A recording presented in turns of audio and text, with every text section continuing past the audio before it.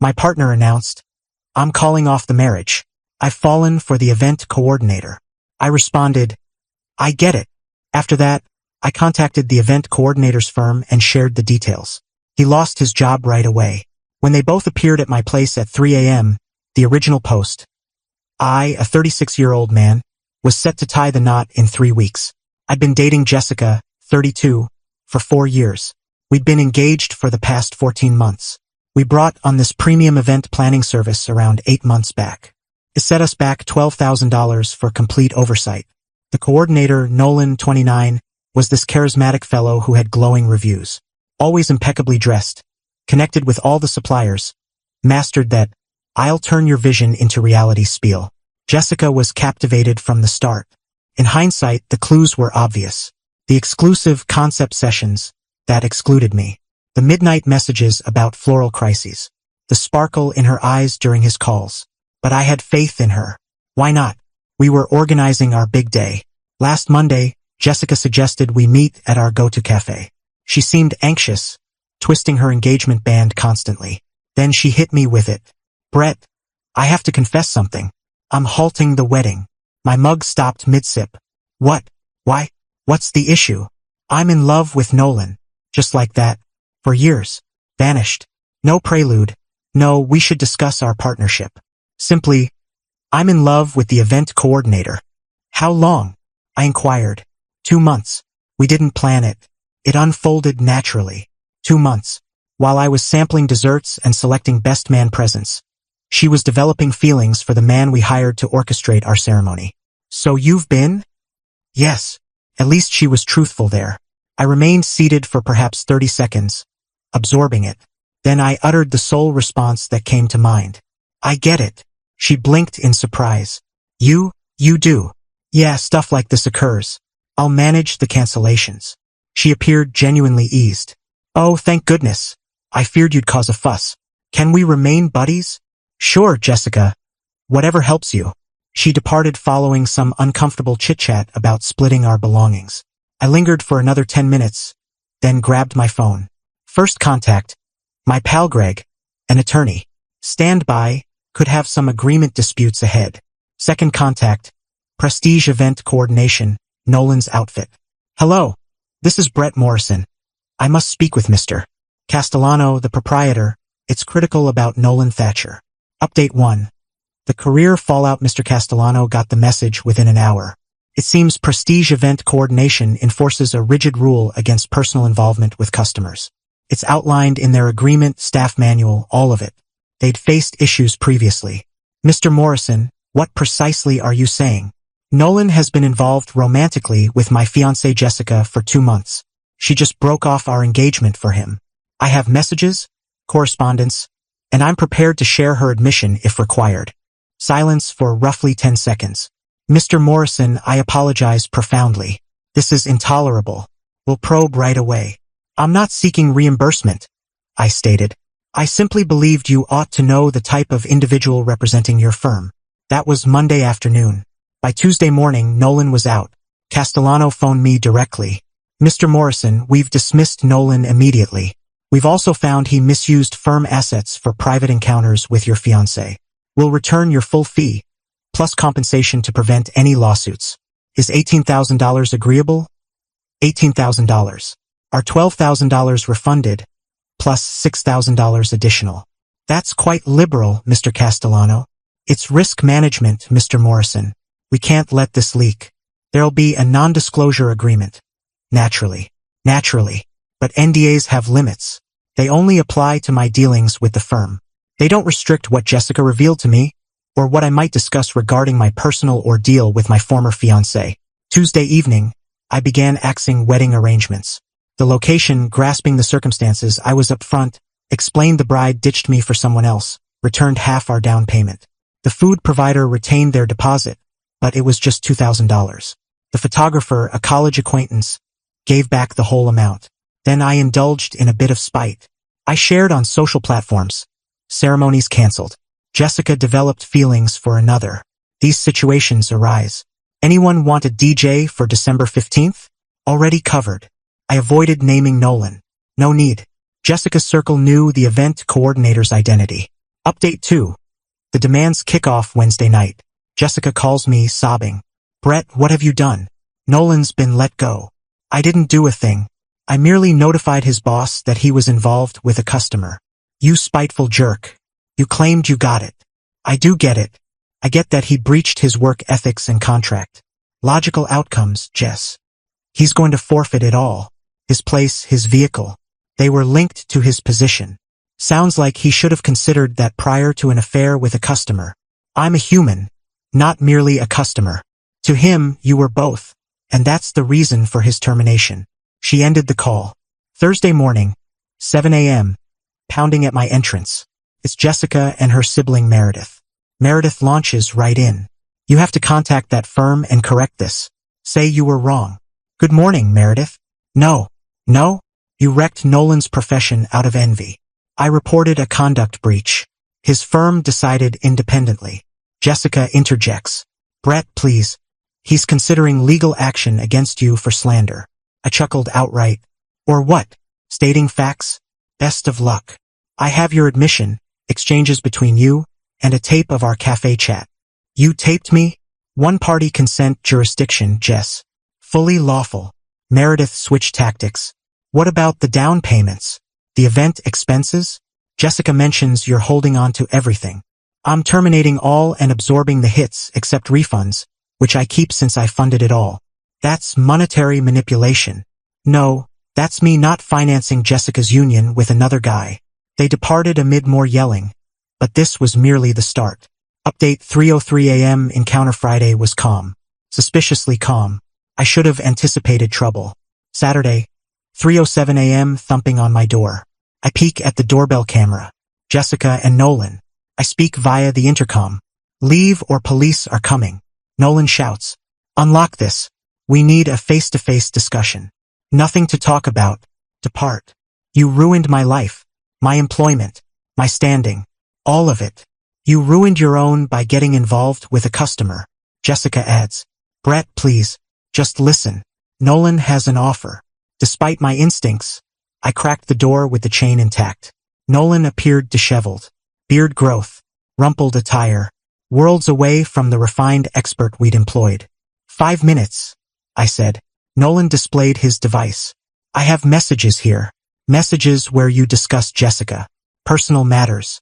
Intimate details you confided about your partnership issues. I glared. Are you attempting extortion? I'm proposing a bargain. You contact Castellano, claim it was a mix-up, and these stay confidential.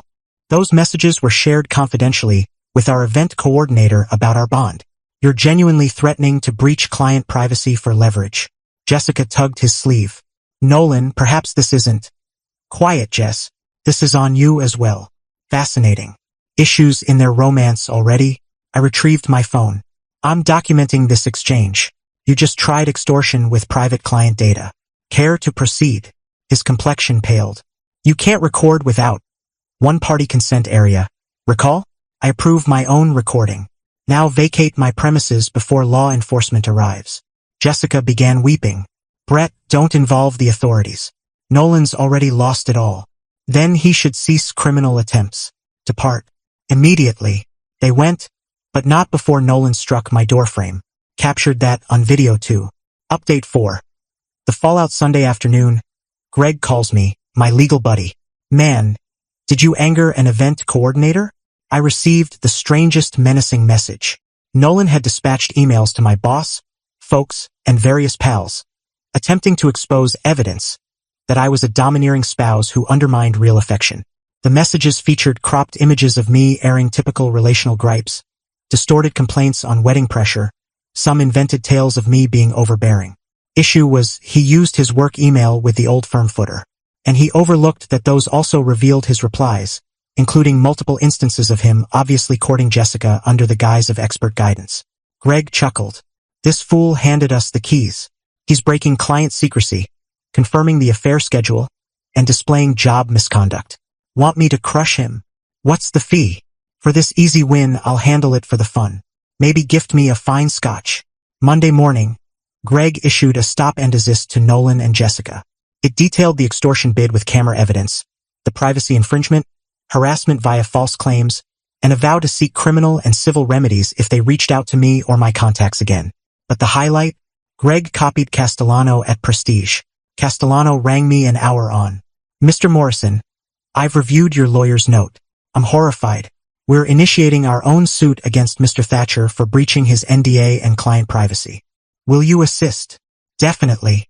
It emerged that Nolan's deal had a provision barring use of client info outside firm matters for 2 years post-dismissal. The fine? $50,000. Update 5. The decline Tuesday, Jessica's father phoned me. Richard was always direct. Brett, what's happening? Jessica's at our place bawling about legal battles and wrecked futures. I laid it out. The romance, the reveal, the extortion try, the works. Pause. Good Lord. She abandoned you for the event guy and he attempted extortion? That's the gist, yes. And now they're facing lawsuits? Nolan is. Jessica got the stop and desist. Another pause. Brett, apologies. We taught her better. Not on you, Richard. Damn right it is. Look, how can I fix this? No fix needed. Just ensure they stay distant. Consider it done. And Brett, that cash we provided Jessica for the event? It was for you both. Keep it. Richard, I can't. It's $15,000, Brett. Take it as family regret. I'll manage Jessica. Wednesday morning, awoke to 52 texts from an unfamiliar number. Jessica had a disposable phone. Please respond. Nolan's crumbling. He could lose his credentials. This is my doing. Aired. Can we talk? I'll dump Nolan if you withdraw the claims. That final one spoke volumes. I captured screens and forwarded to Greg. Thursday, another 3 a.m. appearance. This time, solo Jessica. She looked awful. Sleepless. Unwashed. Makeup smears on her cheeks. Brett, please. Just 5 minutes. Jessica, you're ignoring the order. Police are on the way. I don't mind. Call them. At least I'll express myself. I felt pity briefly, then recalled her 2-month involvement with our coordinator. You have till they show. Nolan's not the person I imagined. He's furious constantly, accuses me of everything, says I destroyed his existence by pursuing him. You both destroyed your own. I realize. I know I botched it. But Brett, our history. It's over, Jessica. You ended it. I want to return. This isn't your spot. Never was. Your name's absent from the lease. 4 years, Brett. Doesn't that count? It counted immensely. Past tense. The officers arrived. Jessica complied peacefully. I opted not to charge but secured a protection order next day. Update 6. The conclusion. 3 weeks since the cafe disclosure. Here's the outcomes. Nolan. Sued by his ex-employer for $50,000. Forfeited his industry credentials due to ethics breaches. Last update, he's with his parents serving tables. The elegant coordinator now a server. Also, he's claiming Jessica lured and doomed him. True gentleman. Jessica. Residing with parents, handling chores. Richard halted her funding and urged maturity and accountability. She's in retail since her side gig as an influencer couldn't cover bills. Attempted a fresh social account on overcoming toxic control, but it faced such backlash she removed it in 48 hours. The firm, Castellano, issued a final payment of $22,000. The bonus ensured discretion on the firm's identity. He also barred Nolan from all industry contacts. Event coordinators network tightly, and Nolan's untouchable now. Me? I'm managing. Not fantastic. Not awful. Just managing. Attended counseling briefly to unpack it. Used some refund cash for a lone Vegas getaway. Dropped $500 on cards but enjoyed myself. The place seems altered. Less crowded but fresher somehow. Like I cleared out negative vibes or what Jessica might have termed it. My sibling nailed it. She ditched you for the staff and expected you'd accept it. Instead, they got precisely what they merited. One another and zilch else. Final update. One more encounter yesterday. 6 weeks after the reveal. I had one last visitor. Not Jessica or Nolan, but Nolan's former partner, Valentina. You're Brett, the intended groom? Ex-intended, but yes. I had to express gratitude. It turned out Nolan had been manipulating her for months on his late returns. His phone secrecy. She suspected, but he labeled her suspicious and dominant. When the firing and truth surfaced, it connected. He was betraying me with your partner during your event planning. We had coffee and swapped stories. The timelines overlapped wildly. Evenings he claimed vendor meetings with Jessica. Times Jessica said sister visits. With him. Valentina's farewell. They belonged together. Two betrayers who discarded solid bonds for excitement. Let them deal with it. Edit. Answering frequent questions. Yes, retained the ring. Sold for $8,000. Took a hit but gained peace. No, not dating. Still healing. Yes, Richard stays in touch. Beer weekly. No, no regrets. They chose. I ensured repercussions. The $22,000 from the firm plus $15,000 from Richard plus $8,000 ring plus assorted returns. I actually profited. At times, optimal retribution isn't complex. It's allowing folks to confront their actions' results while you decline to cushion them. Jessica craved Nolan enough to discard for years. Now she has him. Jobless. Resentful. Sour. Nolan risked his livelihood for a client fling. Now he has what he gained. Zero. For me, I evaded disaster. Better now than post-ceremony. Fate spared me, though painful then. Chapter closed. Fresh one begins.